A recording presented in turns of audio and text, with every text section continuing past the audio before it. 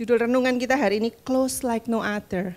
Allah yang dekat, tidak ada yang lain yang lebih dekat dari Allah kita kepada kita. Saya merasa akhir-akhir ini tuh kedekatan saya sama Tuhan tuh lebih dari sebelum-sebelumnya. Ya. Tapi kedekatan saya itu membuat sesuatu berubah di dalam diri saya. Mungkin kondisi saya belum diubah Tuhan, apa yang saya lihat belum diubah Tuhan, tapi banyak yang berubah di dalam hati saya. Dan saya tahu itu baik buat saya, meskipun nggak enak saya lewati. Saya mau nyemangati Anda, kalau hari ini Anda merasakan sesuatu yang nggak enak, apakah Anda dalam pergumulan, apakah Anda dalam kesesakan, tapi Tuhan tuh serius mau ubah apa yang di dalam kita. Begitu gampang aja Tuhan mau ubah yang di luar kita, tapi yang jadi perhatian Tuhan itu kita. Amin Bapak Ibu. Saya senang bisa ibadah hari ini di sini pagi ini. Ketemu teman-teman dari Ngage, suami saya biasanya ikut hari ini, dia ngantar anak kami yang kecil lomba renang. Bukan lomba renang profesional gitu ya, fun swim competition. Ngomong-ngomong renang, saya ingat satu film yang saya tonton. Saya ini bukan penggemar drakor loh ya, saya terakhir kesini lagi QOT ya kan. Hari ini lagi trennya ya yang lain, booming yang lain ya. Kebetulan Bapak Ibu, saya bukan penggemar, saya bukan penonton rentet gitu, enggak ya. Cerita tentang seorang perenang. Saya pikir ini ada mirip-miripnya sama kita. Kalau satu kali kita dikasih Tuhan kesempatan kembali ke masa lalu, saya yakin Bapak Ibu akan betulin apa yang bikin Bapak Ibu susah hari ini, tak singkirin semua, supaya aku enggak susah hari ini. Tak atur semua, tak atur ulang. Ketemu orang ini bikin aku repot, aku enggak mau ketemu dia. Ngerjain ini bangkrut, aku enggak mau ngerjain ini. Tak atur ulang, kalau saya bisa mundur ke masa lalu. Kita merasa kayak bisa ngatur jalan hidup kita sendiri. Di film itu dia berusaha ngatur jalan hidupnya, dia memang bisa mundur ke masa lalu. Tapi enggak tambah genah, tambah kacau Bapak Ibu. Kadang kita kalau berdoa ya gitu. Saya enggak tahu apakah itu familiar, apakah Anda kenal sama orang yang kayak gitu. Mungkin cuma saya gitu ya. Saya kalau berdoa saya kasih Tuhan alternatif. Tuhan, kayak gini aja apa gitu ya. Alternatifnya tak kasih. Tuhan boleh pilih wis. Menurut saya enakan gini Tuhan. Dan itu saya tidak menentukan demi enak saya sendiri, egois enggak loh Bapak Ibu. Saya berdoa, saya cari kehendak Tuhan. Tapi saya tahu kayak enak gini Tuhan. Saya enggak mau ngerepoti Tuhan lama-lama. Selesaikan ini sesegera mungkin. Tuhan bisa ngurus yang lain gitu ya. Kayak kita ini mau bantu Tuhan. Saya bahkan kasih nama-nama orang. Kayak ini bisa nolong saya Tuhan. Gerakkan Tuhan gitu ya. Saya bahkan kasih deadline. Ini harus beres tanggal segini loh Tuhan gitu. Bapak Ibu kenal orang yang berdoanya kayak gitu? Enggak ya. Perkenalkan saya Lili. Ya, padahal mana yang lebih sering? Tuhan itu jawab doa kita yang dengan alternatif-alternatif gitu, atau Tuhan itu mengerjakan sesuatu yang di luar yang kita bayangkan, yang di luar yang kita bisa pikirkan. Yang mana Bapak Ibu? Pertama atau yang kedua? Yang kedua. Atau lebih sering mana yang ketiga? Yang ketiga kayak gini. Halo Tuhan, sampai mana? Ya, saya kalau anak saya mau perform, saya turun duluan, suami saya parkir, sudah mau perform, yang sampai mana gitu. Ya kondisinya mirip-mirip gitu. Yang mana yang lebih sering? Doa kita itu posisinya yang mana? Yang ketiga bukan? Kenapa Tuhan izinkan hal-hal yang enggak enak itu terjadi dalam hidup kita sih? Sekalipun kita ini sudah baik-baik loh. Bapak Ibu nyadar enggak? Kalau semua berjalan kayak yang saya rencanakan, semua berjalan kayak yang saya toto sendiri. Saya pikir itu baik buat saya, kenapa? Karena enak aja. Karena saya enggak ribet, saya enggak repot, saya enggak susah, saya enggak nangis, saya enggak sakit. Tapi iman enggak akan pernah tumbuh di habitat yang kayak gitu ternyata. Saya yakin Bapak Ibu sendiri menyadari dalam hati, kalau saya bilang ini Bapak Ibu pasti membenarkan saya. Iman saudara enggak akan tumbuh kalau hidup kita itu lempeng lancar, enggak ada persoalan. Betul atau enggak? Iya, Jadi kalau kita lancar-lancar kayak yang saya doakan tuh langsung Tuhan jawab, oh oke Li gitu ya. Tes gitu. Ya, kalau ditanya orang, imanmu di mana? Hah, siapa? Gitu. Padahal tanpa iman tidak ada seorang pun berkenan kepada Allah. Saudara mau menyenangkan Tuhan, tapi tidak punya iman, tidak bisa. Roma menjelaskan dengan tegas, orang benar hidup oleh iman. Saya ajak saudara baca satu perikop. 2 Timotius 3. Perikopnya judulnya begini Bapak Ibu. Iman bertumbuh dalam penganiayaan dan pembacaan kitab suci. Selama ini kita tahu sudah, kita hafal. Iman timbul dari pendengaran dan pendengaran akan firman Kristus. Ada yang kancrit sedikit. Bertumbuhnya dalam penganiayaan. Sesuatu yang tidak enak. Baru bisa iman itu bertumbuh loh. Halo? Jadi kalau hidup kita smooth, gawat kita Bapak Ibu. Ayat 16, segala tulisan yang diilhamkan Allah memang bermanfaat untuk mengajar, untuk menyatakan kesalahan, memperbaiki kelakuan, mendidik orang dalam kebenaran. Firman yang kita dengar itu, gunanya itu bukan untuk nengking-nengking situasi kita loh. Iman yang bertumbuh karena kita mendengar firman itu adalah yang mengubah di dalam sini. Yang menunjukkan kesalahan kita, memperbaiki kelakuan kita, mengajar kita dalam kebenaran. Itu semua enggak enak Bapak Ibu. Kalau kita ngerespon dengan benar, pasti rasa enggak enak. Iman itu bisa percaya, sekalipun enggak melihat, sekalipun enggak ngerti, iman itu mempercayakan hidup kita kepada pemilik hidup kita yang sebenarnya. Hidup kita ini punya siapa? Punya saya kah? Kok saya khawatiri itu kenapa? Apa punya saya? Tuhan itu bicara sama saya itu kenceng di sini. Kalau kamu menyadari hidupmu itu milikku, kamu bilang, Tuhan aku ini milikmu, kamu masih khawatir. Hah? Gitu. Saya pikir, ya khawatirlah Tuhan. Ya kita masih tinggal dalam daging, kita masih bisa khawatir. Kita semua mengkhawatirkan banyak hal hari ini, bukan? Tapi iman tuh ngajari kita untuk percaya, mempercayakan. Bulan ini trust in God, trust in Him. Mempercayakan hidup kita itu pada pemilik yang sebenarnya. Ayat 17. Dengan demikian, kalau kita berubah di dalam itu tadi, tiap-tiap manusia kepunyaan Allah diperlengkapi untuk setiap perbuatan baik. Saya kalau bisa beli barang mahal, Bapak Ibu, tak eman-eman, tak jaga, enggak boleh sampai rusak, enggak boleh sampai cacat. Tak taruh tempat hati-hati, ojo sampai nanti ponakan saya lari sana lari sini nyenggol. Gitu ya. Supaya nanti waktu saya mau pakai bisa berfungsi dengan baik, betul? Kita ini ditebus pakai harga yang mahal. Saya enggak bisa ngomong mahal, karena itu lebih dari mahal, itu kan orang Surabaya, mahal. Jadi Tuhan enggak mungkin geletakin saudara sembarangan. Saudara enggak mungkin, Tuhan enggak mungkin bikin saudara habis dibeli, ya sudah gitu. Tidak mungkin. Tapi supaya kita siap melakukan pekerjaan baik yang sudah Tuhan siapkan. Tuhan bukan anggap kita alat untuk tak pakai Tuhan gitu, bukan. Kita ini punya pekerjaan mulia yang Tuhan siapkan buat kita. Di tempat dimanapun saudara berada, di marketplace, di CG, saudara akan mengubahkan banyak orang. Saudara akan memberkati banyak orang. Saudara akan menguatkan banyak orang. Ketika saudara mengalami Tuhan itu menguatkan saudara.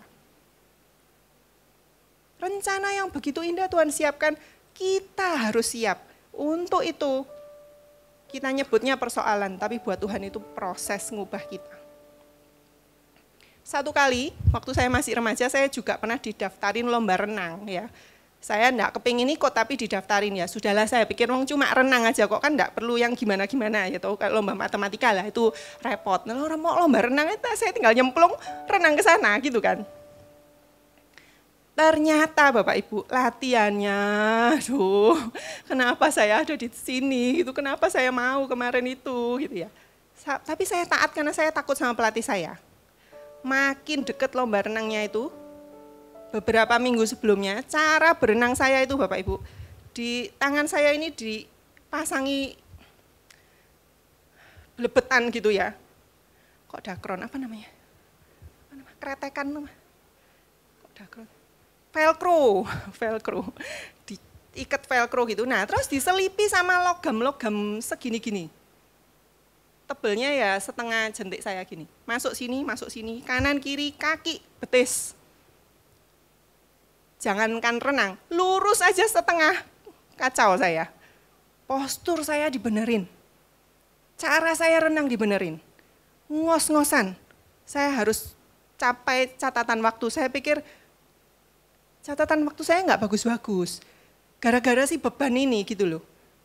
Tapi saya dipaksa, dikondisikan. Saya taat karena saya takut. Tak turuti. Kalau saya sudah sampai catatan waktu di situ, disuruh terus 20 kali. Tambah lemes dong. Waktu saya sudah bisa stabil, puji Tuhan. Dicopot ya Om. Oh enggak, tak tambahi. Apa-apaan aku ini disiksa, ini penyiksaan, ini pembulian. Zaman dulu gak ada pembulian, ini penyiksaan. Ditambahi Bapak Ibu, sampai kurang 2 hari menjelang lomba, ya hari H-2, dicopoti semua 15 menit mau bilas mau pulang, saya sih disuruh, ayo Lili sekali, tanpa itu beban itu. Saya sudah kayak lempoh gitu Bapak Ibu, ya sudahlah gitu. Wes terakhir tak habisin tenagaku di sini gitu ya. Disemprit, saya nyemplung, blung gitu. Saya renang itu belum pernah secepat itu sebelumnya. Kayak enggak di dalam air, kayak angin gini loh Bapak Ibu. Loh ini mana ya airnya, kok saya bisa buanter gini, buanter Bapak Ibu. Baru saya tahu gunanya beban yang dikasih ke saya itu. Saya naik memang lemes, tapi saya kaget, aku bisa renang secepat itu. Wih gitu ya. Besoknya hari terakhir, sukacita saya, mana velcro mana? Pasang, cepet. Saya bilang sama pelatih saya mau ditambah. Pelatih saya bilang gini, cukup, ditambah bukan lu tambah cepet, salah otot kamu besok gak jadi lomba. Waktu saya di dalam pergumulan, setahun ini tahun stronger Bapak Ibu, kita sampai di penghujung tahun stronger. Bapak Ibu sudah stronger? Ngos-ngosan? Yes, itu artinya saudara punya pelatih, lagi taruh beban itu. Saudara, Anda sedang diajar melihat kesalahan kita, diajar di dalam kebenaran, diperbaiki kelakuan kita. Saudara sedang diubah, supaya saudara tahu akhirnya aku tuh ternyata bisa ya. Gitu. Dan yang paling penting, pelatih saudara itu tahu maksimal beban yang kita bisa tanggung. Amin. Tuhan tuh enggak lagi nganggur-nganggur daripada berisik ya, nih tak kasih game, mainan, nah bisa, kerja no gitu ya. Nanti kalau enggak bisa, nah halo, hayo lu gitu. Enggak Bapak Ibu, dia punya rencana. Latihan ringan, perubahannya sedikit. Latihan berat, perubahannya banyak, tergantung respon kita yang kayak apa. Hari ini kita mau jadi kayak Tuhan Yesus, kita perlu berubah sedikit apa berubah banyak? Berarti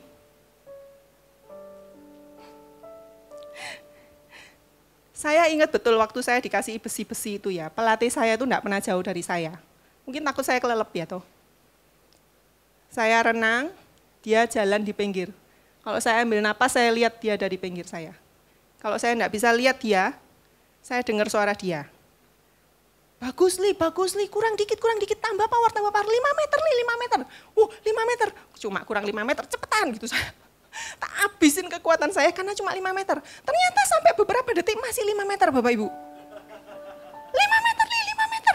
5 meter ya, terus power, 5 meter Li, 5 meter. Ini saya dibujui.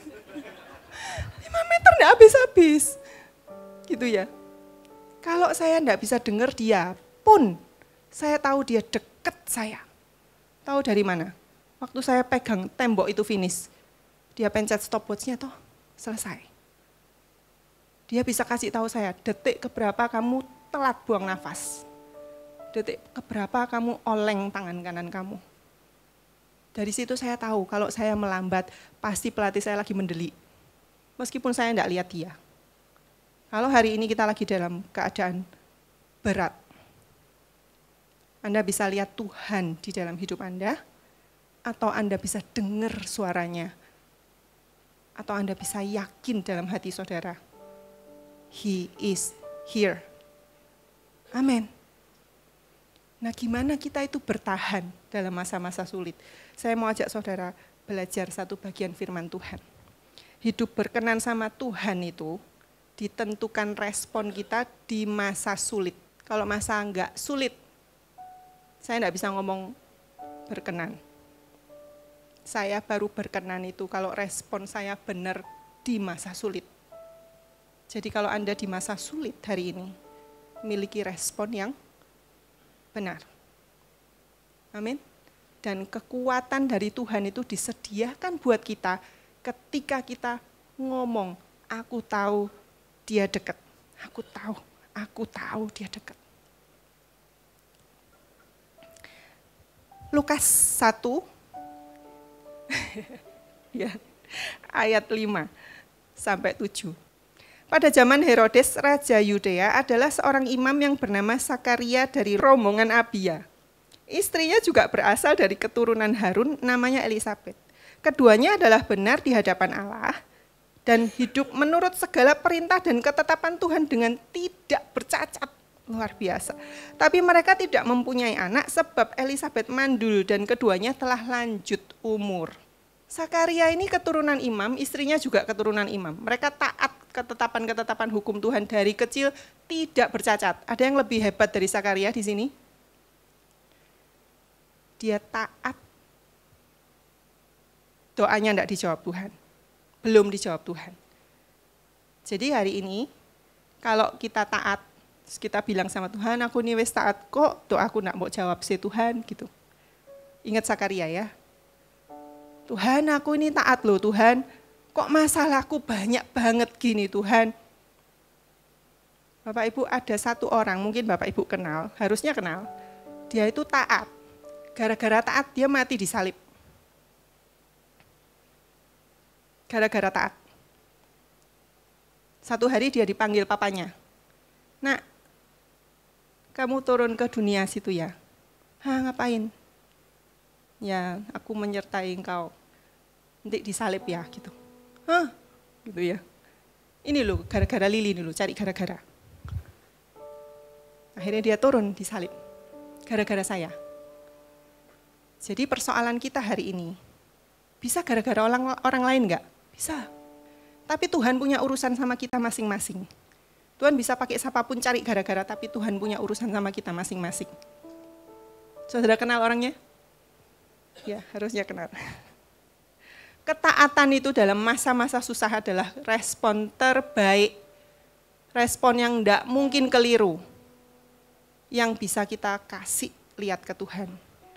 Ketaatan kita di masa doa kita belum dijawab Tuhan itu membuktikan bahwa dia tetap Tuhan. Sekalipun dia belum jawab doaku, sekalipun doaku tidak dijawab sama Tuhan. Ketaatan itu caraku untuk ngomong, ingetin diriku sendiri, aku nih mau setia sama Tuhan. Amin.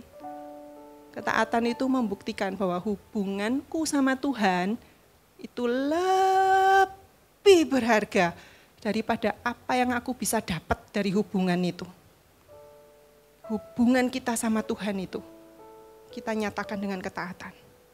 Iman kita sama Tuhan itu, lewat ketaatan. Iman itu bicara dengan tindakan nyata. Saudara tidak bisa ngomong ketaatan saudara berarti Tuhan tidak bekerja apa-apa loh. Ketaatanmu dan jawaban doamu itu sama-sama pekerjaan Tuhan. Tidak ada satu yang lebih penting dari yang lain. Ketaatan kita dan jawaban Tuhan atas doa kita. Tidak ada yang satu lebih penting dari yang lain. Dua-duanya pekerjaan Tuhan dalam hidupmu. Jangan bilang, Tuhan kok tidak kerja apa-apa sih, doaku belum dijawab Tuhan.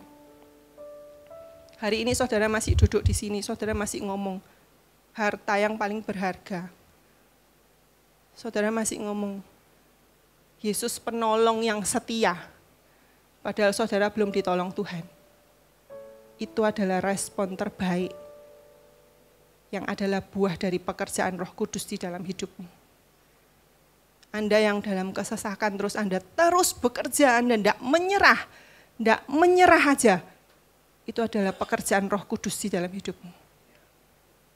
Anda terlibat konflik dalam ministry, Anda sendiri punya masalah, ministry namanya pelayanan, tapi kok kayak gini isinya orang-orang dan macam-macam. Kita semua masih dibentuk, karena ada yang sempurna.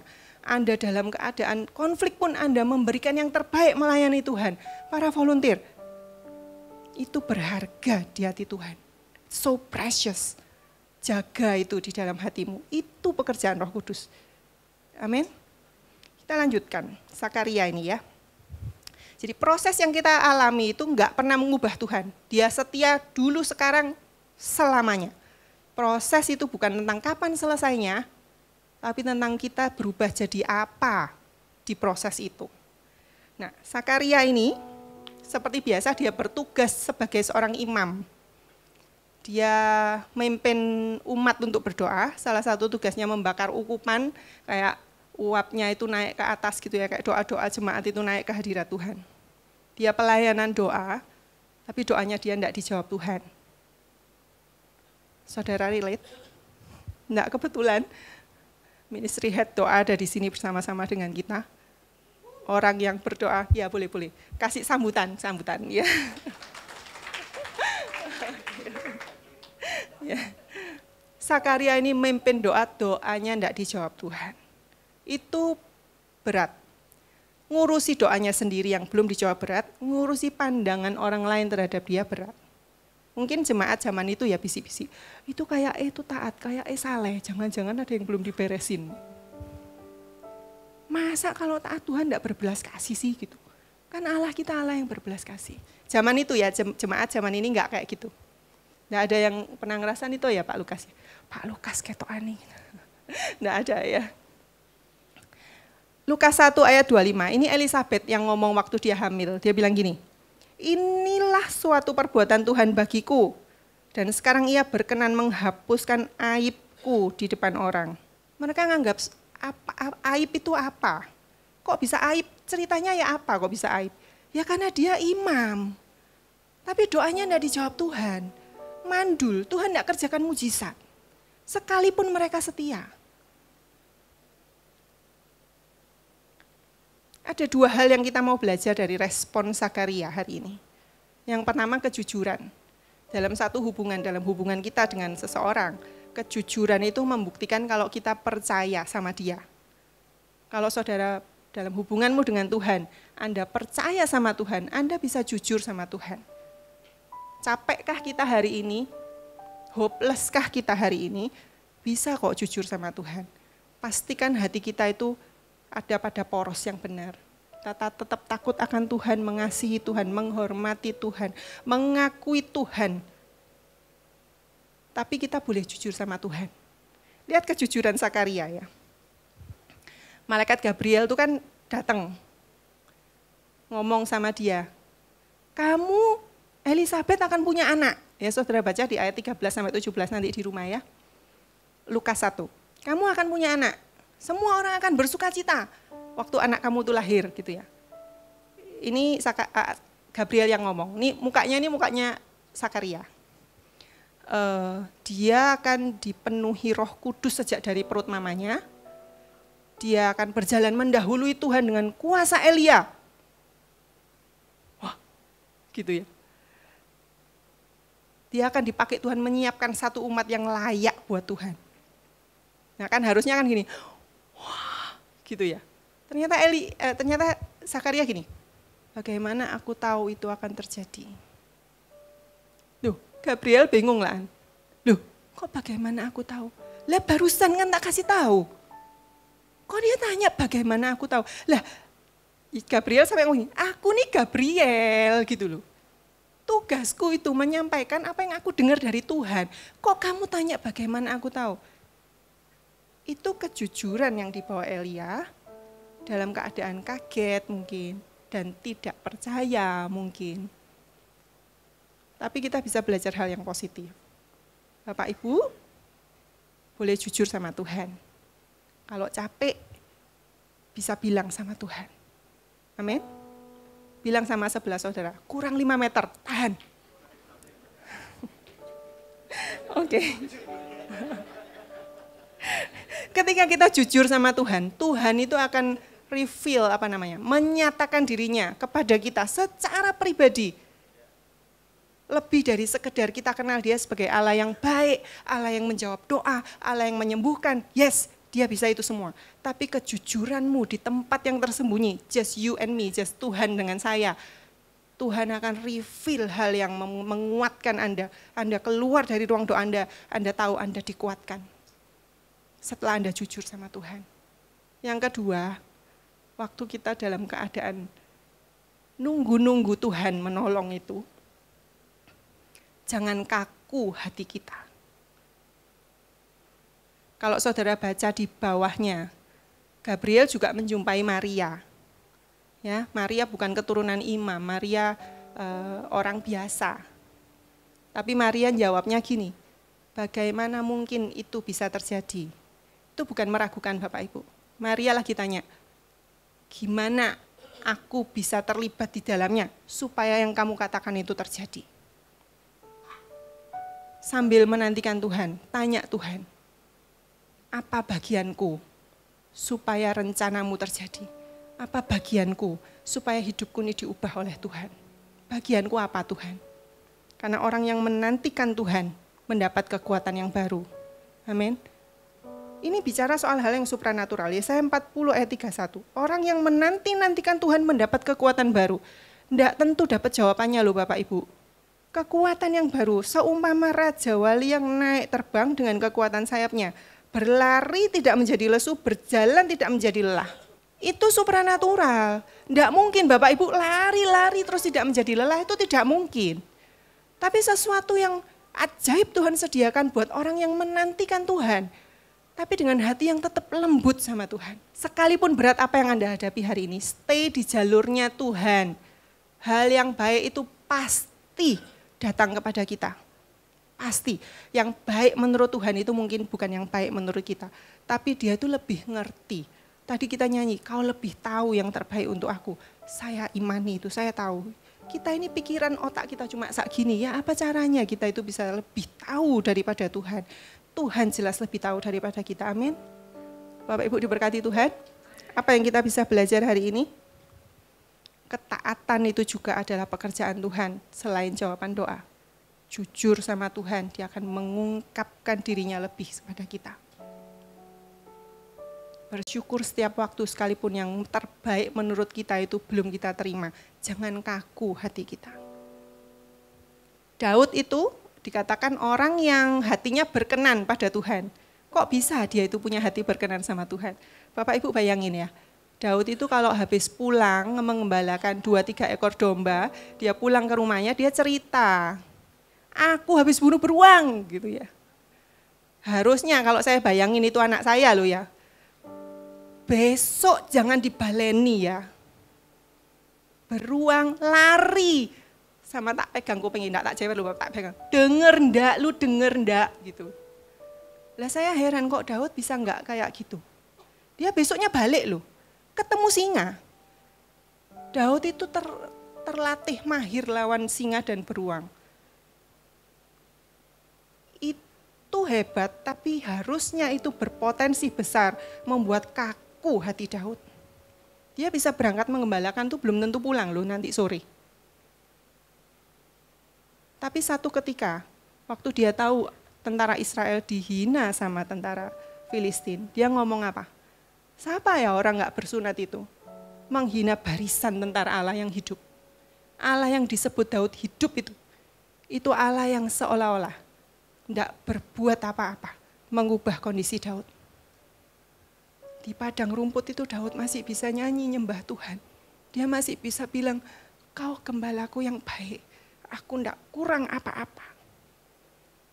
Kondisi yang bisa membuat hati kita kaku, kita sendiri yang memutuskan mau kaku atau mau tetap lembut. Mulut sendiri kita yang bisa ngomong. Tuhan, aku tahu Tuhan tetap baik. Makanya saya ajak saudara lihat 1 Samuel 17 ayat 47. Saya ajak tim worship boleh naik. Ini sebelum Goliat kalah. Sebelum Goliat kalah, Daud sudah ngomong gini, sebab di tangan Tuhanlah pertempuran, dan ia akan menyerahkan kamu ke dalam tangan kami. Sebelum Goliat kalah, hari ini sebelum Goliatmu kalah, mungkin iman kita tidak nyuruh kita, hei gunung, pindah, tercampak ke laut. Terus gunung itu pindah, mungkin enggak itu. Mungkin iman kita memimpin kita ngomong, di tangan Tuhan pertempuran ini, Dia akan menyerahkan kamu ke dalam tangan kami. Amin. Dan lihat ayat 46b, supaya seluruh bumi tahu kalau Israel punya Allah. Daud itu enggak kurang-kurang masalah Bapak Ibu. Ngapain di seluruh bumi mau tahu mau enggak tahu kalau Israel punya Allah. Aku nih lo berangkat belum tentu pulang. Aku nih lo berangkat ketemu singa. Ya lek menang lagi. Ngapain dia mikirin apa bumi itu tahu apa enggak tahu Israel punya Allah. Hari ini jangan cuma pusing sama apa yang harus kita hadapi. Tuhan punya pekerjaan yang mulia yang Tuhan sediakan buat setiap kita.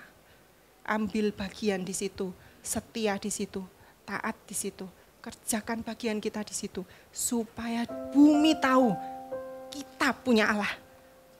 Amin.